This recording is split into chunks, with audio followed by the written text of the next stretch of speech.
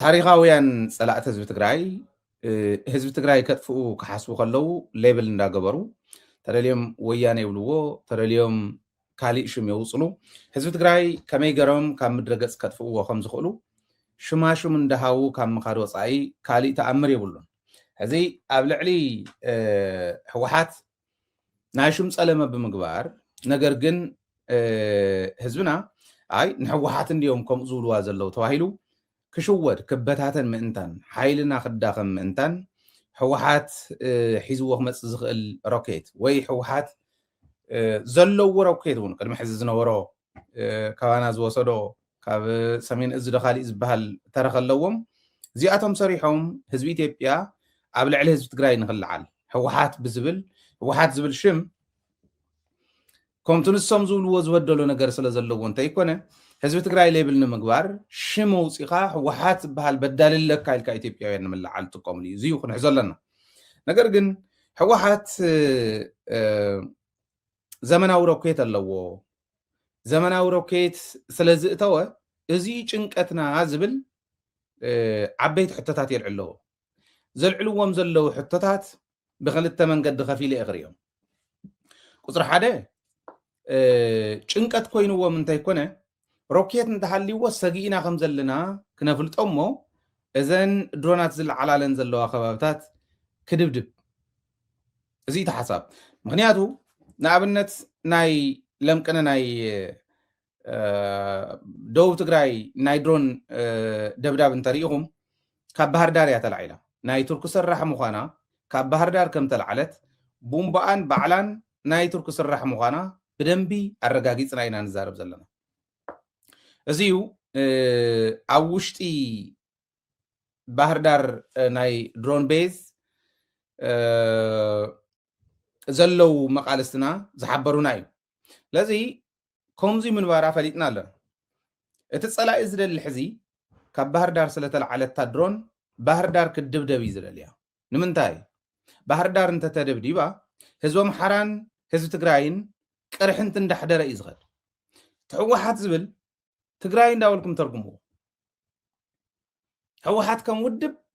ኮስኪሶም ዝዕወይዎም እዮም እቶም ህወሓት እንዳበሉን ህዝቢ ትግራይ ሽም ውድብ ሂቦም ኩሉ ህወሓታዊ ኢሎም ንምጥፋእ ንኽምቸዎም ሌብል ንምግባር ንምድንጋር ህዝብና ንኽምቸዎም ንኽጥዕሞም እምበር ህወሓት ስለ ዝኾነ ህዝቢ ትግራይ ኣይኮነን ህወሓት እውን ስለ ዝበደለቶም ኣይኮነን ኳድኣስ ነቶም ሕዚ ናይ መንግስትነት ስልጣን ተቆፃፂርና ኣለና ዝብሉ ነቶም ብድሕሪት ኮይኖም ኣብ ኢወደግ ውሽጢ ፀኒሖም ሕዚ ብድሕሪት ኮይኖም ነቶም ኣብ ቅድሚት ዝዕንድሩ ዘለዉ ፀረ ሰብ ዝኾኑ ሓይልታት ዝእዝዙ ዘለዉ ነባዱላ በዓል ግርማ ብሩ ይኹኑ እዚኦም ኩሎም ህወሓት ትበሃል ውድብ ፈጢሮም ኦህዴድ ተባሂሎም ካልኦት እውን ከምኡ ኮይኖም ውድባት ፈጢሮም ህዝቦም ክመርሑ ባዕሎም ንባዕሎም ከመሓደሩ ካልኣይ ዜጋ ተባሂሉ ዝነበረ እውን ማዕርነቱ ክረጋገፀሉ ማዕርነታዊ ሓድነት ኢላ ተቃለሰት ውድብ እምበር ፀረ ሰብ ኮይና ፀረ ውድብ ኮይና ፀረ ብሄር ኮይና ይትፈልጥን ህወሓት ሌብል ጌርካ ንመቕተሊት ንመጥፊኢት ንመጨቆኒት ክትኮነ ይትኽእልን ታሪክ ናይቲ ውድብ እውን ከምኡ ስለ ዘይገልፅ ማለት ስለዚ ብዋናነት ኣብዚ ትሪእዎ እንታይ እዩ ከምታ ቅድሚ ሕዚ 2013 ናብ ትግራይ ኣትዮም ህዝቢ ትግራይ ክጭፍጭፉ ከለዉ ጁንታ ኢሎምስ ህወሓት ኢሎምስ ሌብል ገይሮም ወዲ 6 ዓመት እንተይተረፈ ቀቢሮም ጁንታ ቀበርኒ ኢሎም ዝፍክሩሉ ዝነበሩ ሕዚ እውን ሮኬት ይበልዎ ካሊእ ይበልዎ ሕዚ ይመፅእ ኣሎ ክብሉ ከለዉ ህወሓት ሒዚ ይመፅእ ኣሎ ህወሓት ሰላም ኣይደልን ህወሓት ይቆም ዝገብረኩም ዘሎ እምበር ካሊእ እኮ ማንም ኣይመነኽኣኩምን ተባሂሉ ብህወሓት ሽም ብረቱ ምስ ወረደ ህዝቢ ትግራይ ኣቲኻ ንምጭፍጫፍ ዝገብርዎ እዩ መን እዮም ዞም ጸላእቲ ጠንቂቕና ስለ ንፈልጦም ግን ትሕዝብለኩም ዘለኹ ኢቱ ትርጉሙ ለዚ እዚ እንተኮይኑ ትርጉም ሮኬት ሒዞም ክመፁ እዮም ዝብልዎም ዘለዉ በበይ ገይሮም ካበይ ዝመፀ ሕዚ ኸየ ናይ ሰሜን እዚ ኢሎም ታሪክ ክሰርሑ ይኾኑ ሮኬት ኣለዎም ይብሉ ኣለዉ ቅድሚ ሕዚ ሮኬት ነይሩ እየኡ ናይ ሰሜን እዚ ወሲዶሞ ነይሮም ካብ ዝኾነ ቦታ እሕልፍዎ ተባሂሉ ሮኬታት ተወሲዱ ፍሽኩል ኣቢሉ ባጫ ዝብሎ ዝነበረ ሰሚዕኩም እዮም ናይ ኣፅዋር ምንቅስቃስ ክግበር እንተኮይኑ ኢታማዦር ሽም ዘይኣዘዞ ኣይኸውንን ኣይኸውንን ኢታማጆር ሹም እንተነኣሰ ዝብ ዘሎ ኣፅዋር ምንቅስቃስ ማለት ሶኢልቲ ማይነር ዝኾነ ኣይኮነን ሓንቲ ሃገር ካብ ናይ ወፃእ ወራሪ ከተከላኸለሎም እትኽእለሎም እዮም ቶም ሚሳይላት እምበር ኣብ ውሽጢ ዓዲ ንምትኳስ ሚሳይል ይግዛእ ሚሳይላት ናይ ኢትዮጵያ ኣብ ሰሜን እዚ ዝነበሩ ጥራሕ እንተይኮነስ ኣብ ዝኾነ ቦታ ዝነበረ ኣምፅዎ ተባሂሉስ ወሲዶሞ ኢሎም መን እዩ ኣዚዙ ኢታማጆር ሹም ሳሞራ እዩ ሳሞራ ካብ ኦህዴድ ንላዕሊ ኦህዴድ ዝኾነና ሰብ እዩ እቱ ኮማንደር ኢንቺፍ ተባሂሉ ናይ ጦር ኃይሎች የበላይ አዛዥ ዝበሃል ቀዳማይ ሚኒስተር እዩ አብይ አሕመድ እዩ ነይሩ መን ይወሲድዎ ኢልኩም ተሓሲብኩም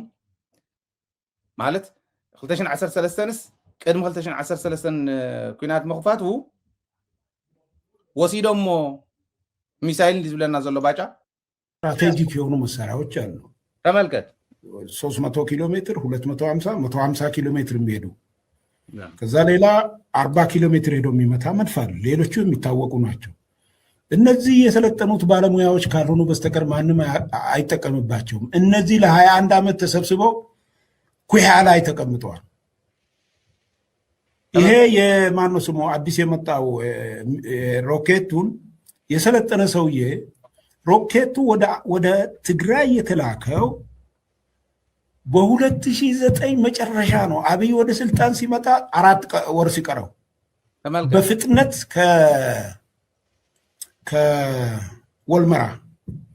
ከወልመራ የደህንነት ማሰልጠኛ ከዛ ተነስቶ ወደ ትግራይ ነው የተላከው ከነ ተኳሹ በዚህን ጊዜ ትፈልጋለና እንደዚህ ለስራ ሲባል አይ አልመጣም ፍርድ ቤት አለብኝ እዚህ መላለሳለሁ ብሎ ነው የቀረው ያኔ አስመራና ባህር ዳር ጎንደር የተኮሱት እሱን ነው ስለዚህ ምንድነው ዋናው መሰለ የሚዋጉት የነበረው ይሄን ሁሉ ወስዶ 80% እዛ ሆኖ ከመንግስት ጋር መዋጋታቸው ነው አቁ መንግስት ነው እንዴ በአንድ ቀን እኮ ያውም ደግሞ የኢትዮጵያ መንግስት ይሄ ሁሉ አይሮፕላን ያለው እኛ እኮ አንድ ጥይት አልነበረንም በአንድ ሌሊት 40 አይሮፕላን ነው ጥይት ያመጣው በአንድ ሌሊት 40 አውሮፕላን ትግራይ ንምውቃዕ በሓንቲ ለይቲ ጥይቶም ጽብለና ለዚውን ጽቡቅ እዩ ንሓዞ እስካዕ ሕዚ ዝበለን ንርአየን እቲ ሕዚ ዝብልዋ ዘለው ሮኬት ኣለዎም ኣምፅኦም እዮም ሮኬት ዝብልዎ ዘለው ካበይ መፂኡ ደኣ ኢትናተይ ኣብ ወልመራ ዝነበረ ሮኬታት ተወሲዱ ኢሉ ባይዘወይ ኣብ ወልመራ ይነበረን ሮኬት እዚ ወዲ ምንም ዘይፈልጥ ደንቆሮ ምዃኑ ሕዚ ኣነ እውን ኖርማሊቱ ኣበይ ከም ዝነበረ ሓቲትና ኢና ኣብ ኢትዮጵያ ክንደይ እዚአን ነይረን ሰሜን እዝ ትበሃል ሓንቲ እዝ እኮ ኣብ ትግራይ ነይራ ሓንቲ እዚኣ ነይራ ክንደይ እዝ ዲ ነይሩ ናይ ምብራቅ እዚ ናይ ምዕራብ እዚ ናይ ደቡብ እዝ ዝበሃሉ 80% ተው ነይሩ ኢሎም ክዛረቡ ከለው ንምግጃፍ ነገራት ንምግናን ከመይ ገይሮም ከም ዝሰርሑ ራእዩ ንሕና ኸ ስቕ መንግስትና ኸ ስቕ ምስ መንግስቲ እዮም ገጢሞም ኢሉ ባዕሎም እኮ ዝበልዎ መንግስቲ ስለ ዝኾኑ እንተይኮነስ ሻዕብያ እንተዘይኣቱ ነይሩ ሰራዊት ኤርትራ ኣትዩ እንተዘይሕግዘና ነይሩስ እንታይ ክንኮን ከም ዝነበርና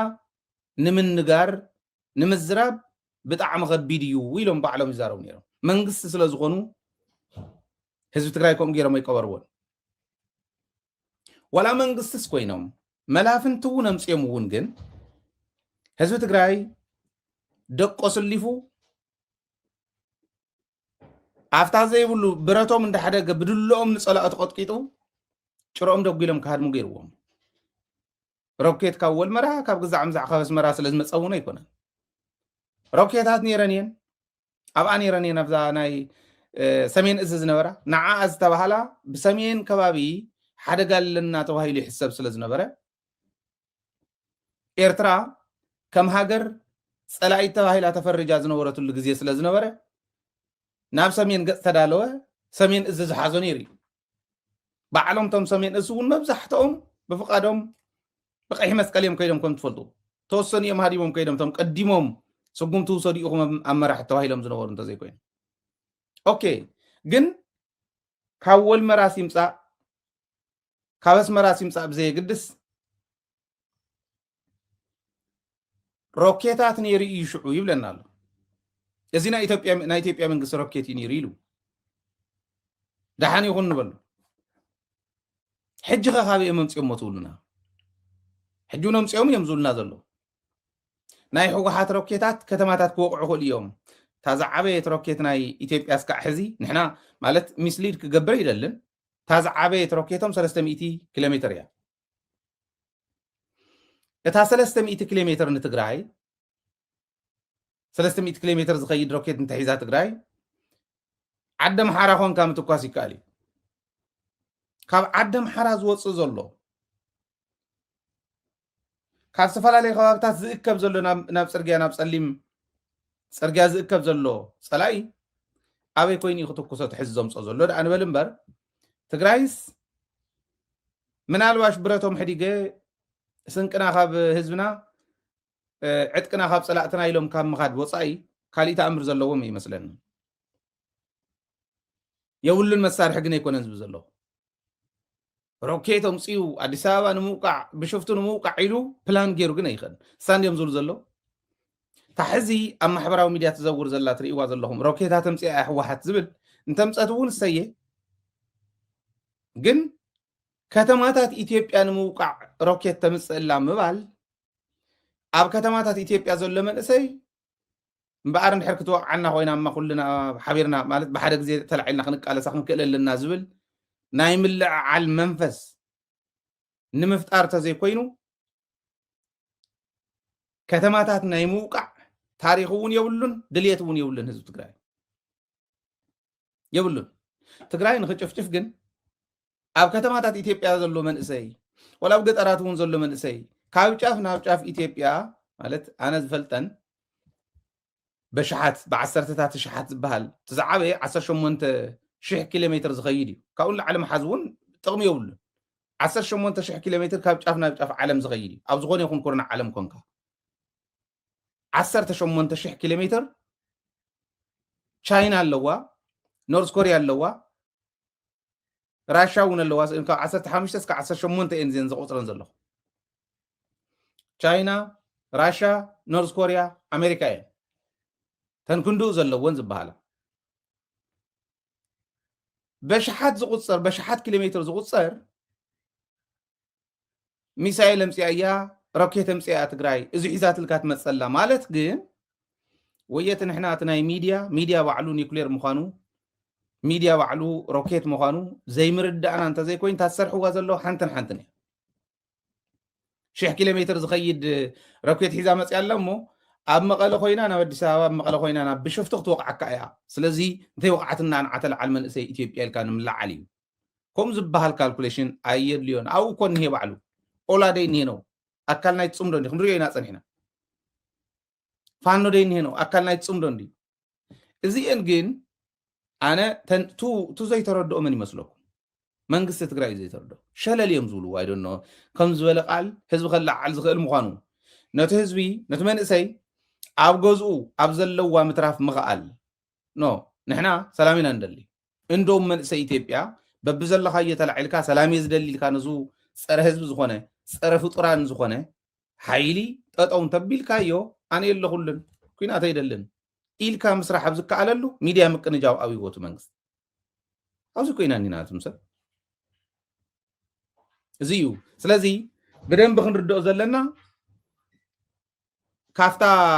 ባጫ ዝበላ ናይ ቅድሚ ሕዚ ሮኬት ነይርዎም እዩ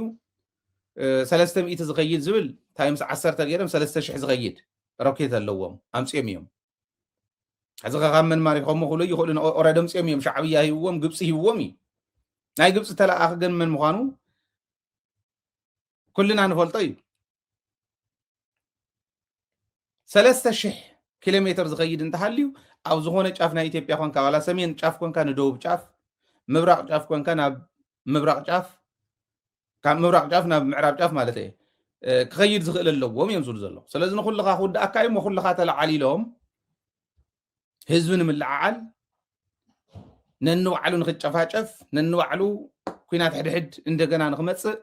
ኣብ ልዕሊ ትግራይ ከዓ ብፍላይ ኩሉ ንምስላፍ ዝጥቀምሉ ዘለዉ እዩ ዝብል እምነት ኣለኒ